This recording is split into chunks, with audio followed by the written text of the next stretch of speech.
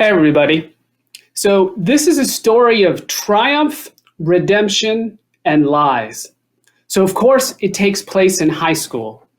I went to high school in the early 1990s outside of Detroit, and I was not cool.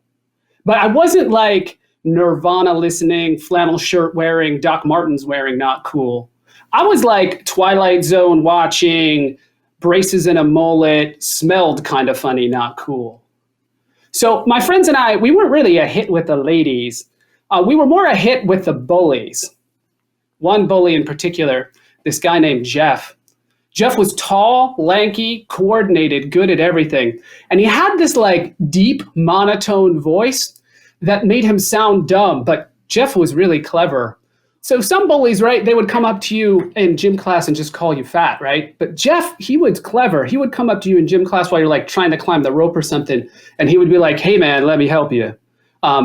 If you lose 20 pounds, you'll be able to climb that rope and you'll get a whole bunch more friends. The thing about Jeff was he had an assistant bully, this guy named Steve, who would follow Jeff around.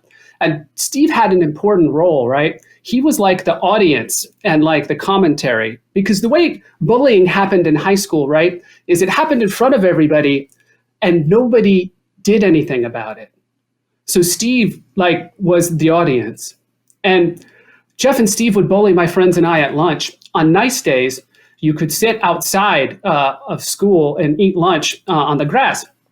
And that's what my friends and I did. We would sit on the grass outside of school in a circle, and we would eat our crappy cafeteria hamburgers and try to get through another day of high school. And Jeff and Steve would come out and they would stand in our circle and they would bully me and my friends like in the round. It started verbally, right? They would come out and just make fun of our clothes and our food. But then it escalated. Jeff would start to walk through our circle really aggressively, and you kind of had to dodge out of the way to not get stepped on. Then Jeff started stepping on us, like literally stepping on our thighs and our ankles while we were sitting on the ground. And he would sing a song while he did it. He would step on me and sing, "It's time to step on Mike Murphy, hurrah," like a Sousa march. Now, Steve, the assistant bully, he would holler back. He would sing a refrain. So Jeff would sing, "It's time to step on Mike Murphy, hurrah," and Steve would sing, "Hurrah." It was like a musical, and everybody saw it, and nobody did anything. So I reacted the way that any kid who's bullied in high school reacted, right? I stayed home from school as much as I could and tried to avoid lunch.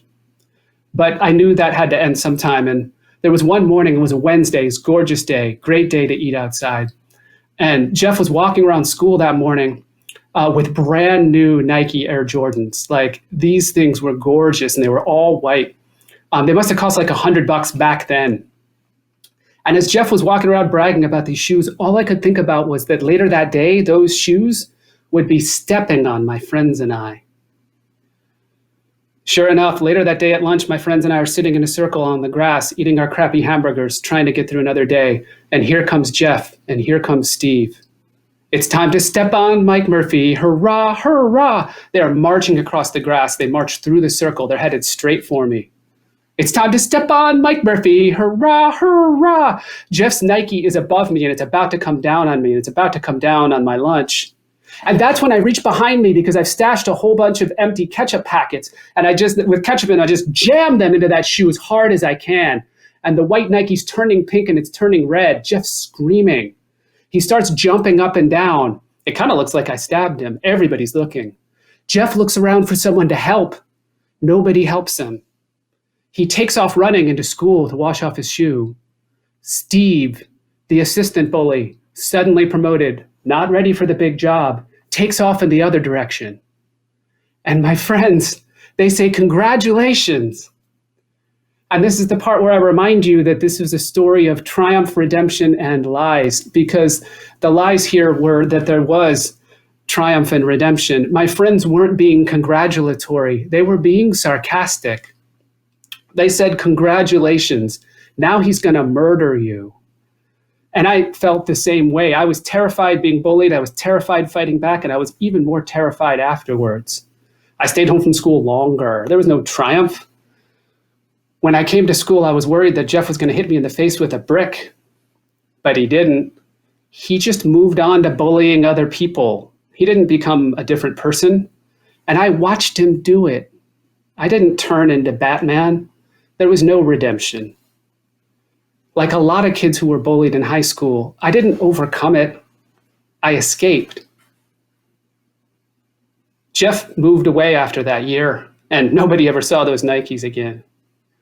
And as much as I try to forget that time in my life, I will never forget that moment at lunch where Jeff was hopping up and down, holding his shoe, looking around for somebody to help him, and nobody helped him. And for one moment, he felt the way he made people feel, and the shoe was on the other foot. Thank you.